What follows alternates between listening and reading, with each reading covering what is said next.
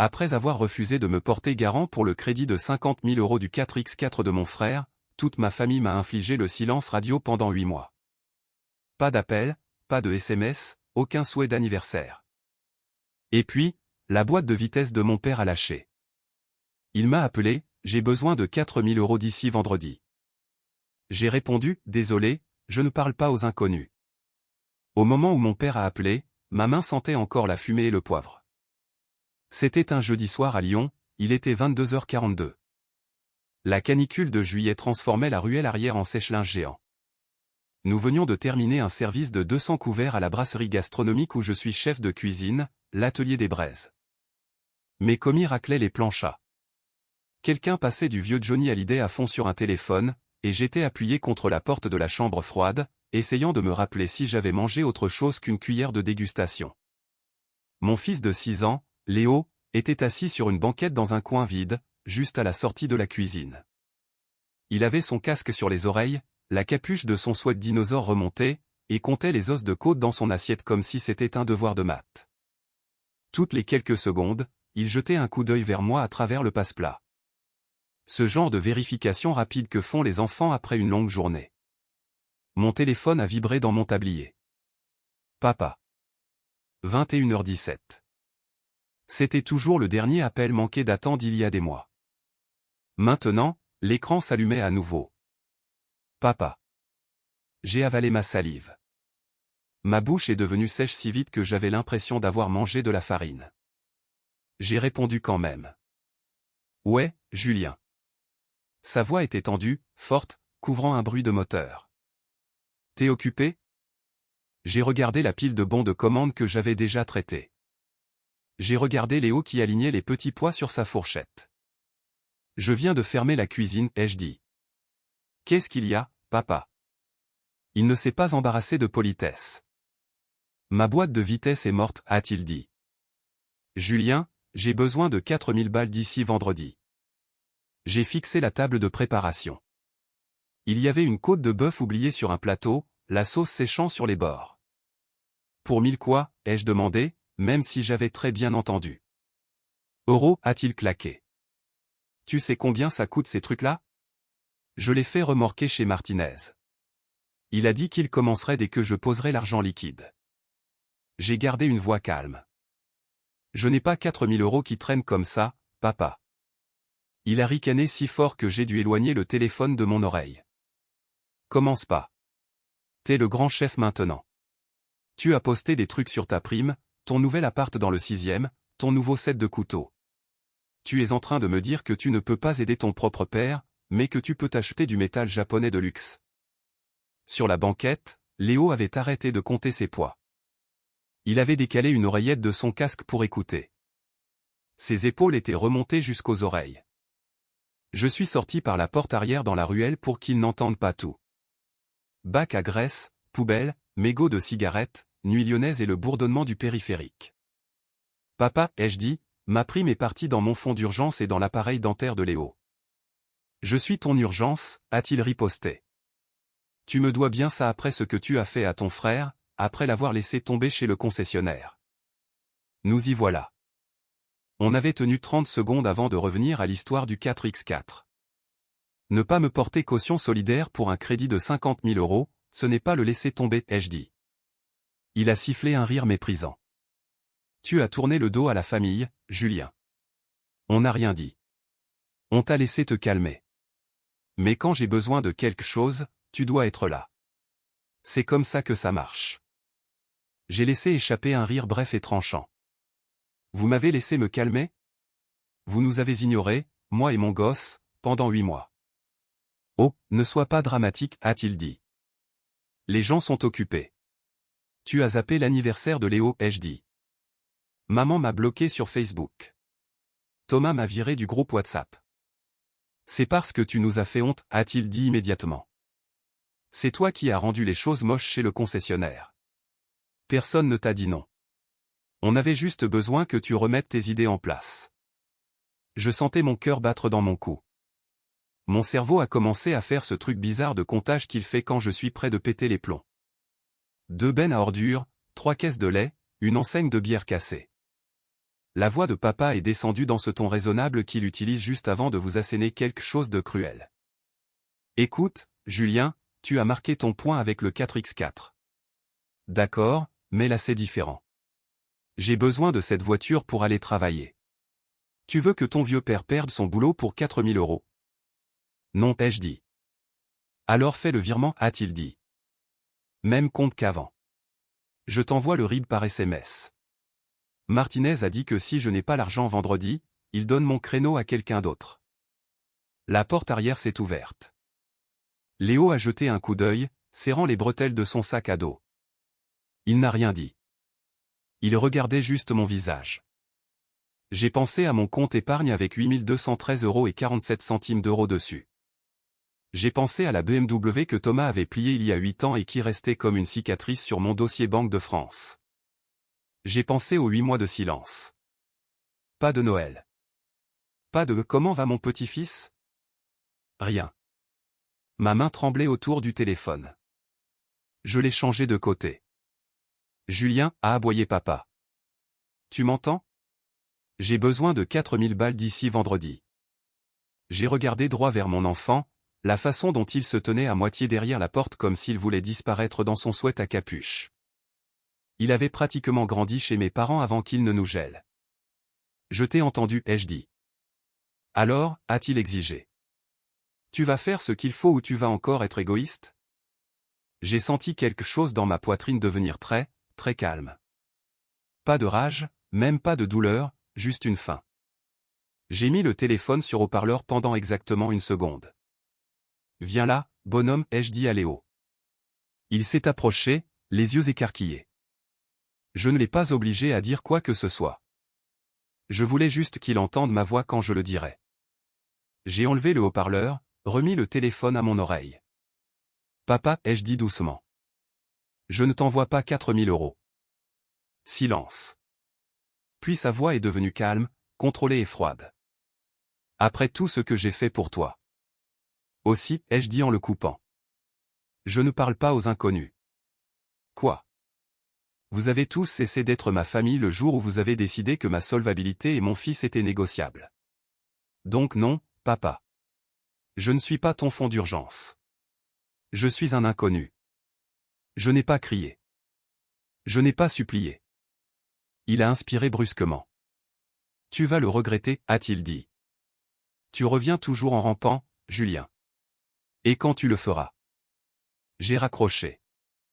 Je n'ai pas hurlé. J'ai glissé mon téléphone dans ma poche, passé mon bras autour des épaules de Léo et j'ai dit, allez, mec. On rentre à la maison. J'ai 34 ans, je suis chef de cuisine dans un restaurant réputé à Lyon. Divorcé, un enfant. Une colonne vertébrale que j'ai apparemment fait pousser à 32 ans et des poussières. En grandissant, l'histoire préférée de ma famille à mon sujet était à quel point j'étais responsable.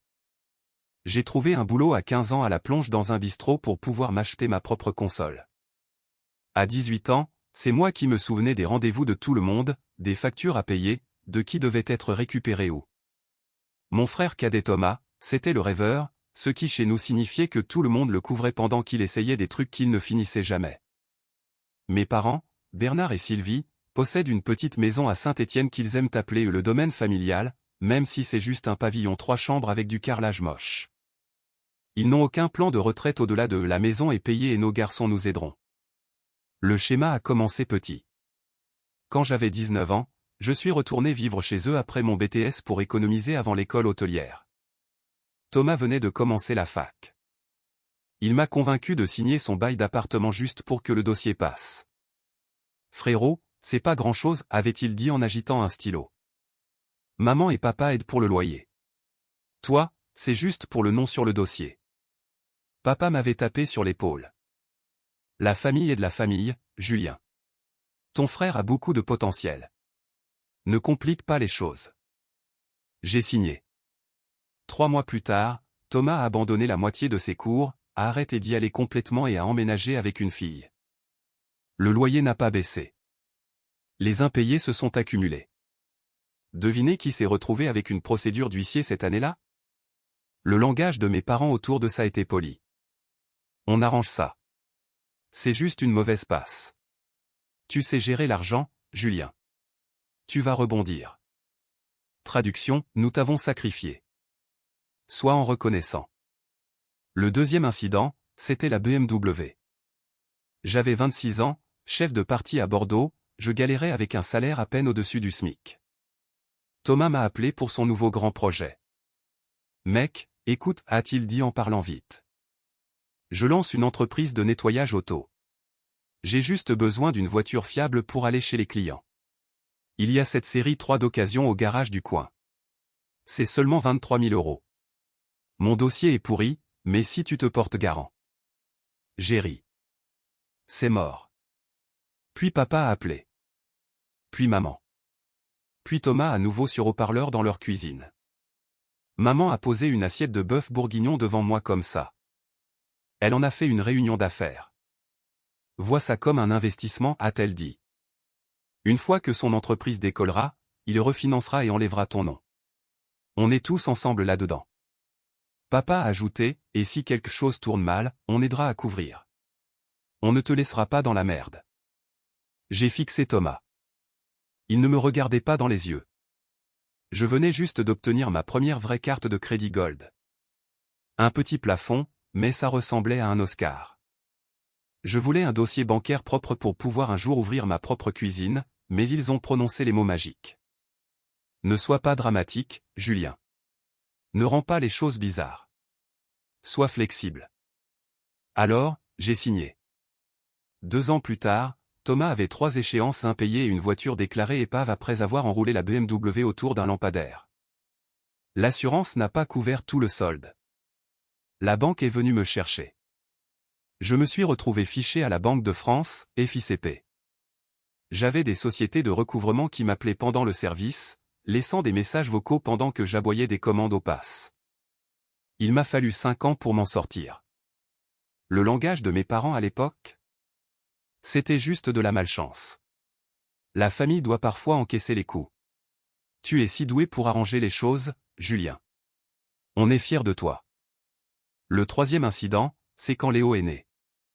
Mon ex, Julie, et moi nous sommes mariés beaucoup trop vite à 23 ans. Nous étions séparés à 29 ans. Papier du divorce signé 2 semaines avant le 2e anniversaire de Léo. J'ai pris la garde principale quand Julie a déménagé à La Rochelle pour se chercher. L'argent était rare. Je faisais des doubles services, déposant Léo chez mes parents entre 2 shifts. On a fini par emménager dans leur garage aménagé à Saint-Étienne pendant un petit moment pour que je puisse économiser pour mon propre endroit plus près de Lyon. Ce petit moment a duré presque 3 ans. 3 ans où ma mère parlait de « cette maison sera à toi un jour » chaque fois qu'elle voulait que je tonde la pelouse ou que je répare l'évier qui fuyait. 3 ans où mon père disait « rappelle-toi sous le toit de qui tu vis » chaque fois qu'il voulait que Léo sorte du salon. Il me faisait payer 700 € par mois pour m'apprendre la responsabilité. Même si je faisais toute la cuisine et la moitié des réparations. Quand je demandais où allait cet argent, papa disait « dans la maison, dans ton futur ». C'est le plan familial. Pendant ce temps, chaque fois que Thomas était à découvert, maman puisait dans un fonds d'épargne pour le renflouer. Quand j'ai réalisé que c'était le même compte où allait mon loyer, mon estomac s'est retourné. Quand je l'ai confrontée, elle a souri de ce sourire doux et raisonnable. Ne commence pas une dispute, Julien. C'est comme ça que fonctionne la famille. On s'entraide. Tu le récupéreras quand les choses seront plus calmes. Il y avait toujours ce mot, calme. Ça voulait dire, nous ne voulons pas de conflit. Assieds-toi. Léo a commencé à apprendre les règles avant la maternelle. À 4 ans, il a arrêté de demander si papy pouvait venir à la fête de l'école parce qu'à chaque fois, papa disait « on verra comment tu te comportes, champion » et puis oubliait. Bref, à 5 ans, il a commencé à manger très proprement à la table de mes parents. Les mains sur les genoux, la serviette soigneusement pliée, la voix juste au-dessus d'un murmure. Il levait les yeux s'il faisait tomber un petit pois, comme s'il attendait que quelqu'un crie. Un soir, il a renversé son lait. Ça a coulé vers l'assiette de papa. Personne n'a été mouillé, mais le verre est tombé. Papa a claqué sa fourchette. Tu dois contrôler ton gosse, Julien. Léo est devenu tout silencieux, les yeux grands ouverts, les mains sur les genoux. C'est bon, bonhomme, ai-je dit en attrapant un torchon. C'était un accident. La voix de ma mère s'est glissée, douce et tranchante. Il est assez grand pour savoir se tenir. Je pensais que c'était temporaire. Tout ça. Le garage, les commentaires bizarres, l'aide à sens unique. Je pensais qu'une fois que j'aurais déménagé, une fois que je serais stable à Lyon avec un salaire de chef et un petit appartement avec de vrais murs, les choses se réinitialiseraient. Elles ne l'ont pas fait. Le gâchis du 4X4 a commencé 8 mois avant cet appel pour la transmission. C'était un samedi d'octobre. J'étais descendu à Saint-Étienne avec Léo parce que ma mère avait envoyé un SMS, dîner de famille. Soyez là à 18h. Ne sois pas difficile. Quand je suis arrivé, le 4X4 de rêve de Thomas était déjà dans l'allée. Un modèle récent, pneus surélevés, on aurait dit qu'il pouvait escalader un immeuble. Plaque de concessionnaire encore dessus. Je me suis garé dans la rue. Léo a collé son visage à la vitre. Ouah, a-t-il soufflé. C'est à tonton Thomas. Ça ne devrait pas, ai-je marmonné. À l'intérieur, maman avait sorti la belle vaisselle, ce qui signifiait que quelqu'un voulait quelque chose. Papa était dans son fauteuil inclinable. Thomas faisait les 100 pas avec son téléphone. On a passé l'entrée avant que ça ne commence. Alors, a dit Thomas légèrement, je change de véhicule. J'ai regardé par la fenêtre. Il a déjà l'air changé. C'est juste l'essai. Ils ont approuvé le dossier à condition d'avoir un garant. C'est 50 000 €, mais mes mensualités seront seulement genre 800 € par mois. Je ferai ça facile une fois que mon entreprise de transport sera lancée. Maman est intervenue, les yeux brillants. C'est une telle opportunité, Julien. Il va faire peindre le logo sur le côté. Thomas Transport et Paysage. Il nous a montré la maquette. Papa a ajouté, on en a tous parlé. Tout ce dont il a besoin, c'est ta signature. Tu sais, le directeur a dit que tes revenus feraient passer le dossier tout de suite. Il a dit que tu as l'un des meilleurs profils qu'il ait vu. C'est la première fois que j'ai réalisé qu'ils avaient déjà donné mes fiches de paie au concessionnaire. Ma poitrine s'est serrée. Comment connaît-il mes revenus, ai-je demandé. Papa a agité la main. Il a juste fait une simulation rapide. On est ta famille. Ne sois pas paranoïa. J'ai posé ma fourchette. Non. 3 paires d'yeux se sont braqués sur moi. Thomas a ri comme si j'avais raconté une blague. Allez, mec. Commence pas. Tu sais que je suis solvable. J'ai grandi. J'ai un plan cette fois. J'ai hoché la tête lentement. Je suis sûr que tu le crois. Je ne signe rien pour toi. Le sourire de maman s'est aplati. Julien, ton frère essaie. Ne le punis pas pour le passé. Le passé étant cette BMW qui a ruiné mon dossier bancaire jusqu'à l'année dernière, ai-je dit. La voix de papa a pris ce ton lourd et déçu. On a déjà réglé ça.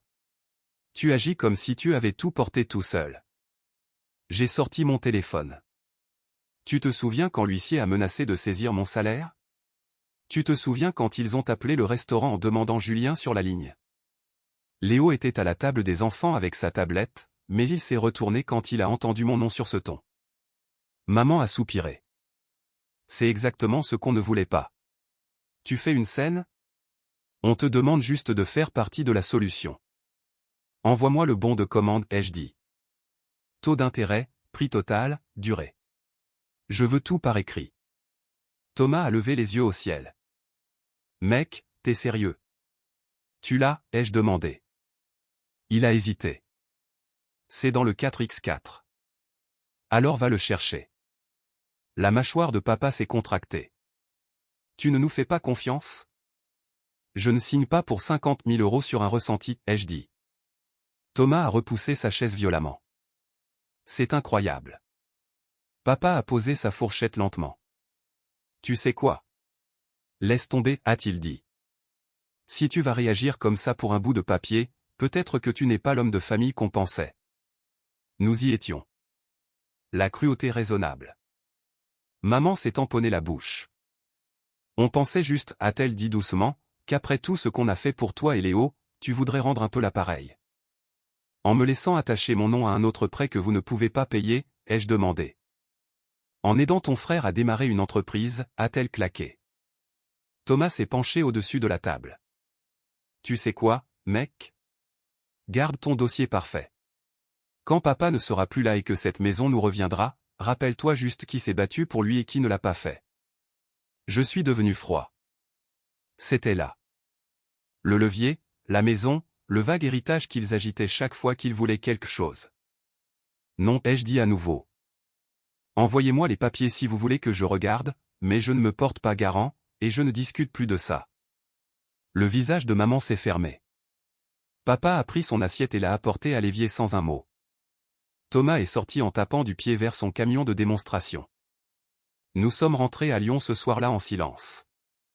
Léo s'est endormi la tête contre le siège auto, serrant la petite peluche que ma mère lui avait donnée dans des années plus heureuses.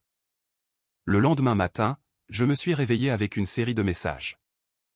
Maman, tu as vraiment blessé ton frère. J'espère que tu es content. Maman, la famille s'entraide. Tu comprendras quand tu seras plus vieux. Maman, on fait une pause avec cette négativité. Puis, Thomas, on a fini, mec. Ne t'embête pas à venir tant que tu n'auras pas compris ce qui compte. Puis, plus rien. Les jours sont devenus des semaines. Le groupe WhatsApp de mes parents est devenu silencieux. Des photos de barbecue et d'anniversaire apparaissaient sur l'Instagram de ma cousine avec ma famille en arrière-plan, souriante. Un 4x4 Ford neuf garé derrière eux. Pas d'invitation. Pas de « salut l'inconnu ». En décembre, j'ai envoyé un SMS à maman. Le spectacle de l'école de Léo est jeudi à 18 h. Si vous voulez venir, il a répété « Petit Papa Noël est pour vous ». Lu. Pas de réponse. Pour le 6e anniversaire de Léo en mars, j'ai posé mon téléphone sur la table et je l'ai regardé toute la journée entre les commandes. Pas d'appel, pas de SMS de joyeux anniversaire. Ce soir-là, Léo a demandé « Est-ce que mamie a oublié quel jour on est ?» Ma gorge me brûlait. Non, bonhomme, ai-je dit. Elle s'en souvient. Il a regardé son gâteau, les 6 bougies fondant plus vite qu'il ne pouvait manger. Je vais souffler super fort, a-t-il dit. Peut-être que ça poussera les vœux jusqu'à Saint-Étienne. Il ne savait pas que mes parents m'avaient unfollow sur Facebook une semaine plus tôt. Il n'a pas vu le commentaire de maman sur la photo de Thomas, si fier de toi et de ton nouveau camion. Tu le mérites. On a boité à travers les fêtes comme ça. Pas de visite du Père Noël avec papy. Pas de Thanksgiving, enfin, pas de repas de famille quand j'ai envoyé un SMS. À quelle heure on doit venir? Papa a répondu avec la première chose qu'il m'avait envoyée depuis des semaines. On fait petit cette année. La famille d'Allison vient. C'est plus simple sans drame. Plus simple, calme. Tous ces mots qui signifiaient « toi et ton gosse » nous mettaient mal à l'aise.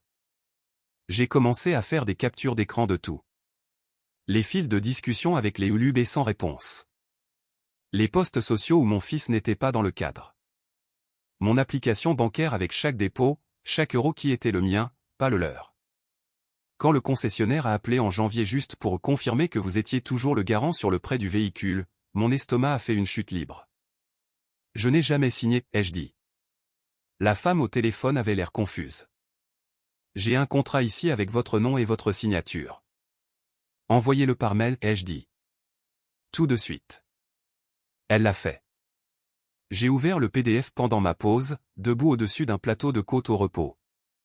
Mon nom, mon numéro de sécu, mon adresse, et une signature qui ressemblait à la mienne, mais pas tout à fait.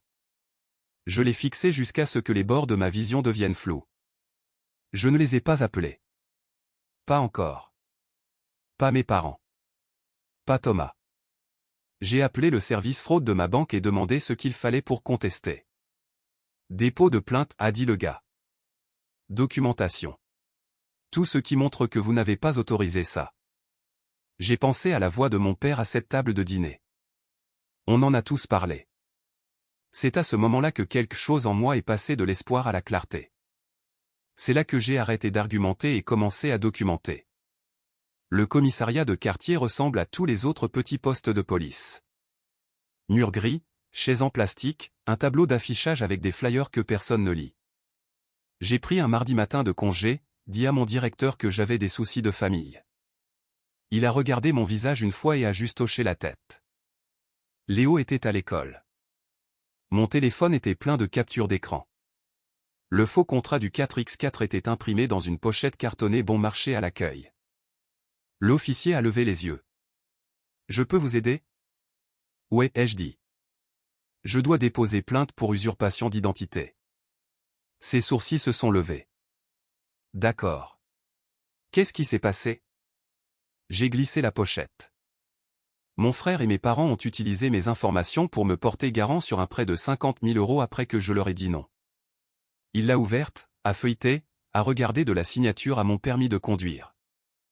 Après une seconde, il a expiré. Ils ont fait ça à leur propre fils. La façon dont il l'a dit a fait plus mal que je ne le pensais. Comme s'il était surpris, mais pas tant que ça. On s'est assis dans une petite salle d'interrogatoire. Il a allumé un enregistreur. Je lui ai tout raconté. La BMW, le dîner, le silence radio, l'appel du concessionnaire. J'ai gardé une voix stable. Je m'en suis tenu aux dates et au montant. Je lui ai donné l'heure exacte du premier texto où on fait une pause avec cette négativité. Quand j'ai fini, il a glissé un formulaire sur la table. Signez ici. Ça va générer un numéro de dossier. Vous en aurez besoin pour la banque et la Banque de France. J'ai signé mon vrai nom à côté de celui qu'ils avaient imité comme si c'était un petit déguisement amusant. Mes mains étaient froides. Je sentais la sueur entre mes omoplates. Il m'a tendu une impression. Dossier numéro 26 à 4813.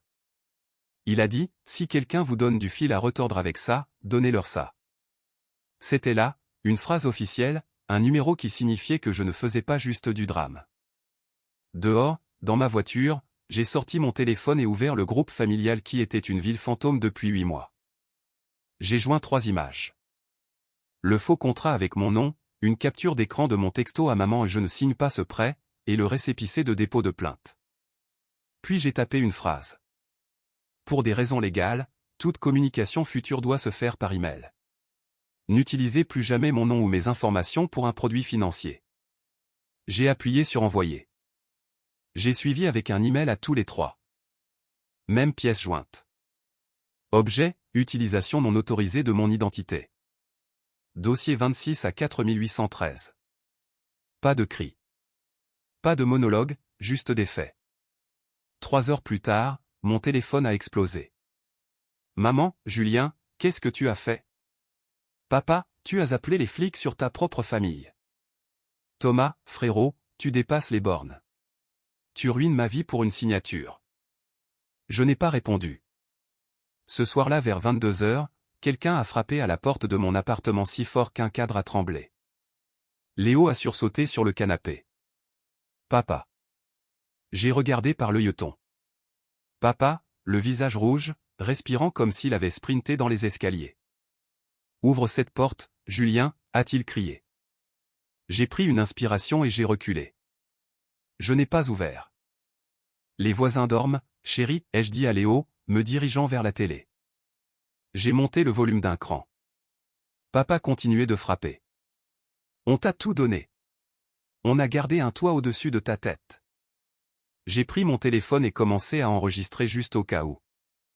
Rentre chez toi, papa, ai-je crié à travers la porte. Arrête de taper ou j'appelle encore la police. Il est devenu silencieux pendant une demi-seconde. Puis il a ri. Moche. Tu crois qu'une petite plainte me fait peur, a-t-il hurlé. Tu penses que tu vaux mieux que nous maintenant? Tu n'es rien sans cette famille. Rien. Léo s'est approché, a glissé sa main dans la mienne. Ses doigts tremblaient. J'ai serré en retour. Je suis là, ai-je murmuré. Papa a fini par partir en tapant des pieds. Sa voiture, une vieille, celle avec la transmission mourante, a toussé sur le parking et a disparu. Le lendemain matin, j'ai changé la serrure. J'ai retiré mes parents et Thomas de la liste des personnes autorisées à récupérer Léo à l'école. Je les ai supprimés des contacts d'urgence. J'ai appelé ma banque, verrouillé mes comptes, ajouté une note à mon dossier, incident d'usurpation d'identité familiale. Exigé une pièce d'identité en personne pour toute nouvelle demande. J'ai bloqué leur numéro. Tous. La seule ligne non bloquée que j'ai laissée était mon email. Trace écrite uniquement. C'était la partie irréversible. Plus de peut-être qu'ils changeront. Plus de c'est juste une mauvaise passe. La boîte de vitesse de mon père a finalement lâché 2 semaines plus tard. Quand l'appel est arrivé sur la ligne du restaurant et que l'hôtesse a mimé « c'est ton père ». Je transfère ? J'ai essuyé mes mains sur un torchon et j'ai dit « non merci ». Je ne parle pas aux inconnus. Les gens pensent que couper les ponts, c'est comme claquer une porte. Ce n'est pas ça. C'est poser une poêle brûlante que vous avez tenue trop longtemps. Vos mains font encore mal après. 3 mois après le dépôt de plainte, la vie était calme. Le plus grand drame était de savoir si on allait être en rupture de travers de port avant 21h. Léo et moi avions notre propre univers de 3 pièces. Le matin, je lui faisais des œufs brouillés avec trop de fromage. Il critiquait mon dressage. On dirait le menu enfant. Tu devrais ajouter de la ciboulette. Puis on marchait jusqu'à l'école. Lui sautant par-dessus chaque fissure comme si le sol était de la lave. Au début, il demandait encore « Est-ce que papy a eu des ennuis avec la police? Est-ce que mamie m'aime encore? Est-ce que j'ai fait quelque chose ?»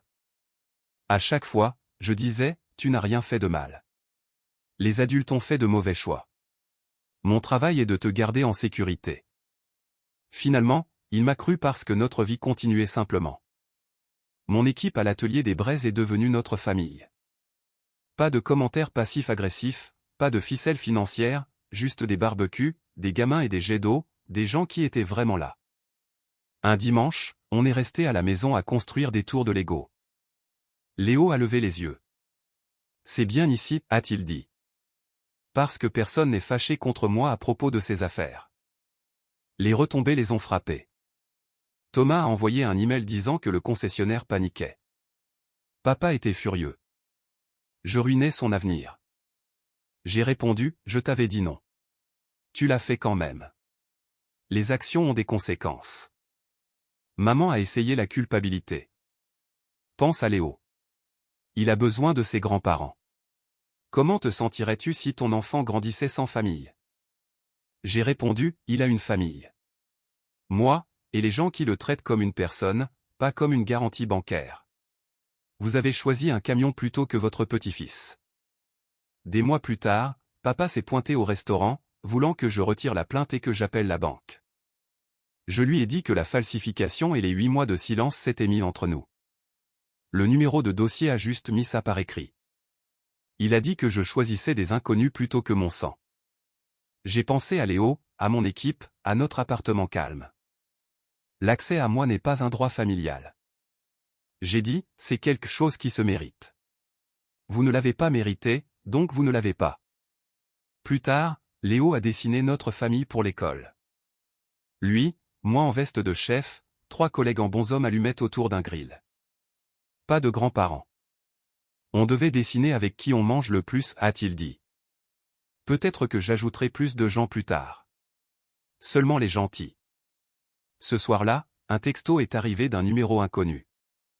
Papa est à l'hôpital. Tu devrais appeler Thomas. J'ai remué le chili que Léo et moi préparions. Tout va bien, a-t-il demandé. Ouais, ai-je dit. On va bien. Je n'ai pas appelé. Je ne suis pas cruel. Je sais juste où s'arrête ma responsabilité. Mon cercle est plus petit maintenant et ma paix est plus grande. Vous pouvez aimer les gens sans les laisser vous utiliser comme garantie. La famille n'achète pas un accès automatique à votre argent, votre crédit ou votre enfant.